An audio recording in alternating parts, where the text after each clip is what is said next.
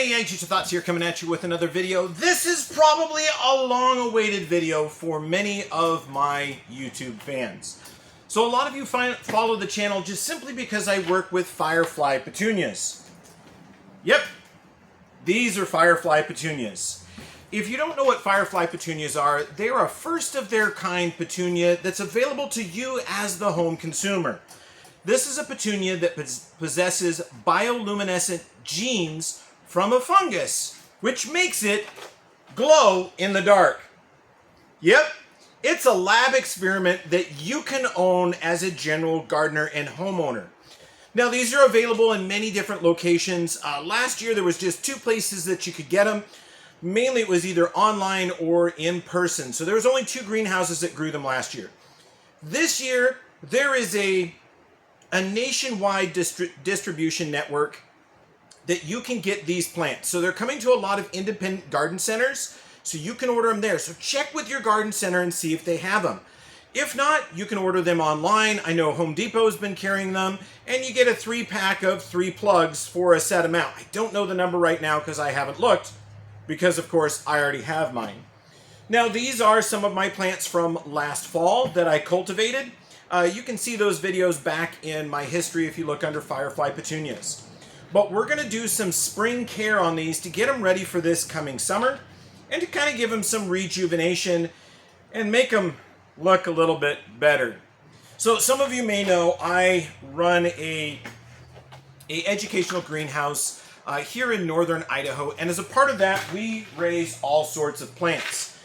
The Firefly Petunias, they are my personal plants that I brought in here for research with some of my students, but our main focus is actually greenhouse production, where the students learn to care and raise herbaceous bedding plants. So things like petunias, marigold, sweet potato vine, everything you'd find in a mixed hanging basket, we raise that here, and they're learning how to do that. The Firefly Petunias, they're just something that's new, different, and unique, and I did have a couple of students conducting research on my petunias, but it's almost time for them to leave the greenhouse. As soon as we're frost-free, they'll leave here and they'll head back to my home.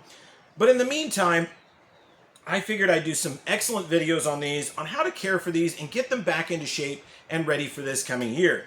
Now, if you haven't yet purchased your petunias, these are going to be some things that you should follow to understand how to care for your petunia and keep it looking good. So, without further ado, let's get into these plants. We're going to be a little brutal. Some of you may kind of see this as petunia carnage and not like that I'm throwing plant material away. But I've got not quite 30 of these plants that I propagated, so I have plenty of plant material to work with, and I'm not concerned. If I happen to kill them all, I can also get them again online and use my green thumb to get perfect plants back again. All right, so let's bring you in closer. We'll give you a top-down view, and you can kind of see what we're doing to rehab these plants and bring them back into an excellent plant that you might enjoy having in your garden. So as you can see, a lot of these still have their winter foliage on them. By far of all of my petunias, this guy probably looks the best. He's coming off with last year's foliage on him, but also we've got a lot of our this year's growth starting to happen here. So where this has gotten bald on top, we have new growth starts coming up, and they're going to really take over this plant. So this plant, its growth habit is to kind of flush from in here, they grow out, they cascade over, and then as they age, they die out over the edge. So this is where all your new growth in the shape of this plant is typically going to come from, at least from my experience. It comes from just above the crown of the plant, off of buds from the main stems. So we're going to be looking here for our new plant material. On these, when they do get long and wispy, this petunia is particularly brittle, so you don't want to be putting a lot of sideways or vertical or any other pressure on the direction of this stem, because they are fairly easy to break off. This one, however, I'm going to clean it up just a little bit off camera. I want to leave this as kind of my best example of the day. And there you go. Told you they're a little brittle. I'm going to leave it as my best example of the day, and I'll clean them up off camera. But let's get to some that really need some work. Because I do need one of these in bloom. Because I've got a garden club that's going to come visit me in about a month, and I want a plant in really good condition for them. So this is kind of typical of what this plant looks like after a longer period of time. So we've got some older branch material here that we're going to remove because right now it's not producing enough nutrients for that plant as far as food from the sun. So it's kind of like a draw on that plant, and we want to get rid of that and then encourage this new growth that is flushing out here to take over the main body of our plant. So as is usual, I'm going to use my bonsai or bud trimmer style clippers, and we're going to go in and we're going to remove everything that's old, dead, dying, or doesn't have a lot of leaves on it, and use that to reinvigorate our plant. So like this one, you can see it's already got some wilt on it, so we're going to go ahead and just remove that there. Again, some enthusiasts would keep this to try to make some cuttings.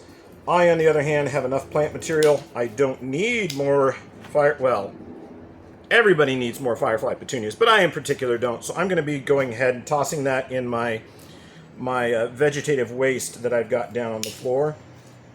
And I'm going to go in and make some harder decisions. So I'm coming in and taking these about 5 inches from the edge of my pot and removing them. And anything that doesn't have a lot of leaves on it, that can come off. We don't need that. Old blossom spikes, they can come off. We're going to prune those back. Here you can see another branch. This one is fairly well spent. There's not a lot of leaves here. It's mainly blossoms. We're going to come way back here and take that off there. So that goes away. This one is already injured and dying. Oh, and off it came. We're going to go ahead and clip that back too. We're just going to come back and we're going to be pretty harsh on the pruning here. Yeah, this one mainly blossoms up here, a few branches, but we really want some of these to go away so that we can rejuvenate this plant. All right. Next thing we need to do is when we're going through here, we're going to find these bloom spikes. So if you look at this, there are 5 sepals here, and then the bloom spike was right in the center. So 5 sepals. There's no bud or anything. They tend to be on a longer stem.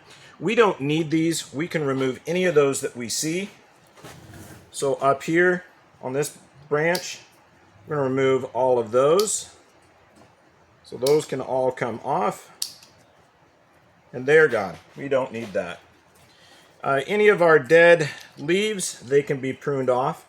This does have a tendency to yellow if the nutrition is not kept just right, or if it forgets to get watered. It's a pretty picky plant. So anything that doesn't look attractive, we're going to remove that. So any of the yellowed or partially dead leaves, we're going to go ahead and remove those. Okay, there's a few more blossoms we can take off there. Looking for those 5 petals. Take those off.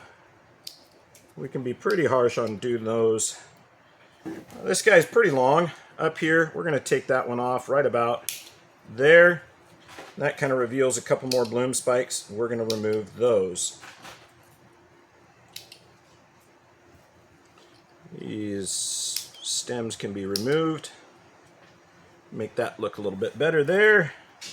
We'll come in and a few more blossom spikes. There's really not much material on this. We can come in and remove about to there. All this plant material can come off to the side. And we've got a few more. We're going to come in, we're going to cut that back. There's another bloom spike there. We'll remove him. Because all of these, they're going to brown and they're going to look unsightly. You'll learn to identify those. So they're generally 5 petals. Sometimes there's a mutation and there's 6, or sepals. So that's the outer green part that protects that blossom as it forms. Those can come away after that bloom is spent. Okay, so we've got that. And I'm going to come in here and I'm going to cut that back also about 5 inches. Going to really give this plant a chance to give me a nice new flush of blossoms. So removing some of that.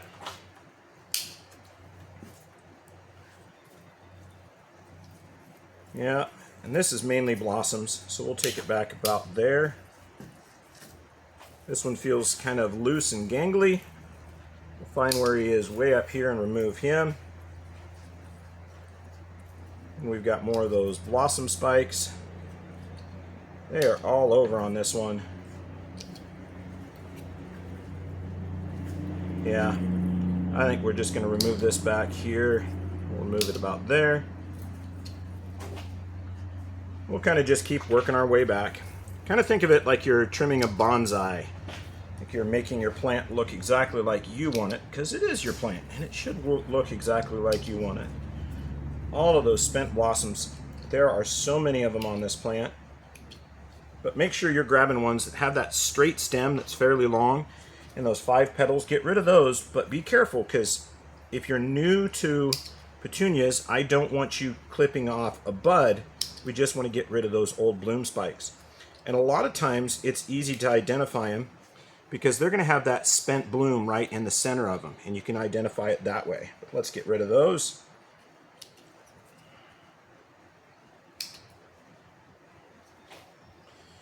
And while you're going through and trimming, this is an excellent time for you to look for any other health issues in this plant. You can see that it's a lighter colored green in a lot of this. These were waiting their turn to get up on top of the benches. All of our production plants, of course, took priority, and these lived literally underneath our benches in our research greenhouse as we were waiting for our large grow house to be available. There you go. That is a fairly well trimmed back plant. Remove any other things in here that we can see that are dead or dying or unsightly. And this should reflush with new foliage and look spectacular in a few weeks. So, when I say a few weeks, the question is how long would a few weeks be? Well, when you come in here and you look, these are actually new buds that are starting to form.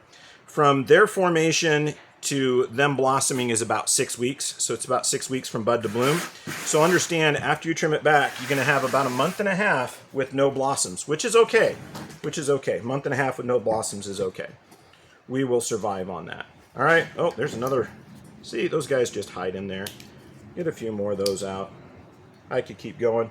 But that's a pretty good trim for that one. So we'll go ahead and set him off to the side. Now, to get them to recover, I am doing constant liquid feed on these. So they are getting the same feed rate, which is about 400 parts per million currently, of the Jack's Classics 2319, which is your commercial version of that. And they get that anytime they're watered, they're receiving fertilizer water on here. So that's why you see this new growth has actually got better color than the old growth. These plants themselves were actually a part of a fertilizer test trial, which is why some of them look worse for wear, is because we were experimenting with different feed rates on those. But yeah, this is going to recover. It's going to be a fine looking plant. By the end of the summer, this will completely fill out and form a plant, generally a little bit more than 18 inches across if it's put in the right size container and cared for correctly. So let's move that one off to the side, and we'll go ahead and trim up this next one.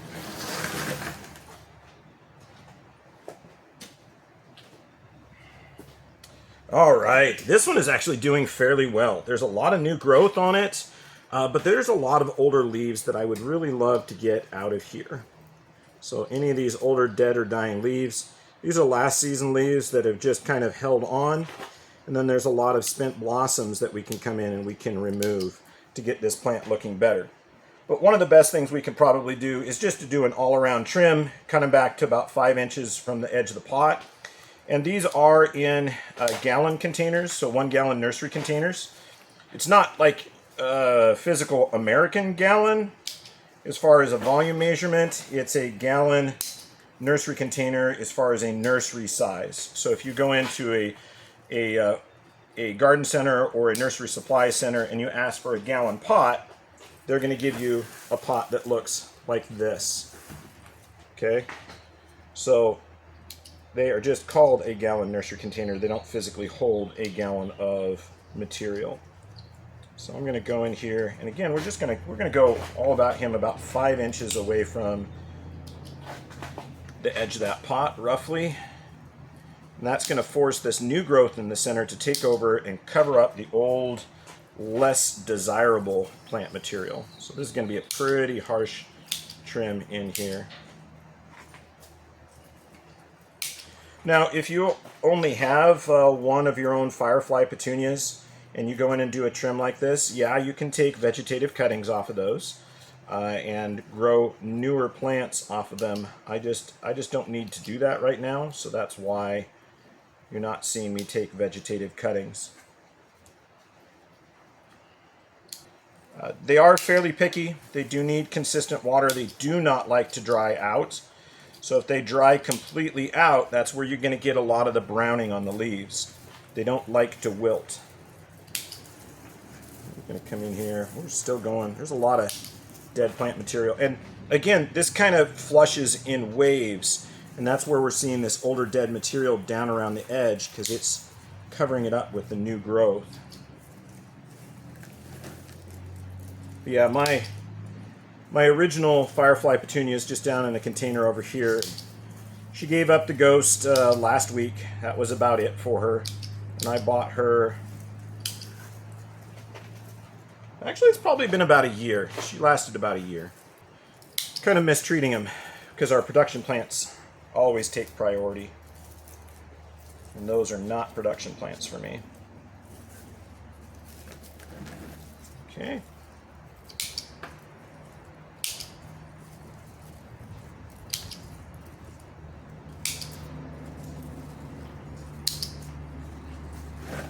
So this is going to be definitely a little bit of shock for this plant to have that much material removed. See how much we've removed there so far. And that all just goes in our waste container down here. Clear that off. And then I can go in and I can start doing some fine trimming, getting rid of anything that's old or unsightly, pulling off the dead leaves, getting rid of the flower buds that are spent, because those never look good.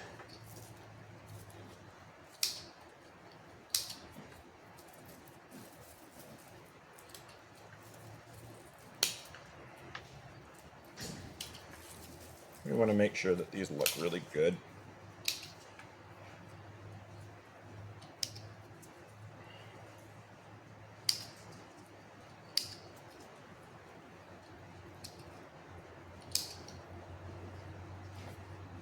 I could keep going.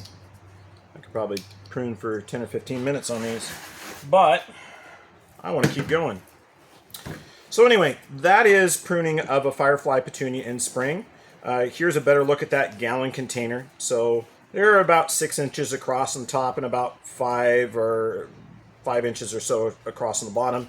And I think they're 9 inches tall. So they are a round nursery container. These are just about the right size for established Firefly Petunias. I did have one in a larger container that was not quite 20 inches across, or 18 inches across and 18 inches deep. And that was just a little bit too large for my Firefly Petunia. It really wasn't able to clear the moisture out of that container as fast as it could. And I in a way believe it kind of struggled with that. So having a smaller container where it can flush that water out and use all the nutrients in there would probably be a better idea. So anyway, I hope that was a little bit insightful to allow you to understand that with your Firefly Petunias, they flush in the center, they cascade over the side, the dead is underneath. So it's okay to do pruning around the outside as those get longer and ganglier to encourage that growth to occur in the inside and have this plant rejuvenate itself. If you have any other questions, please go ahead and consult all the other videos that I have in my library. And as the weeks go on, we'll have more and more content about the Firefly Petunias. As always, I hope you learned something. I hope you enjoyed. Ag Teacher Thoughts out.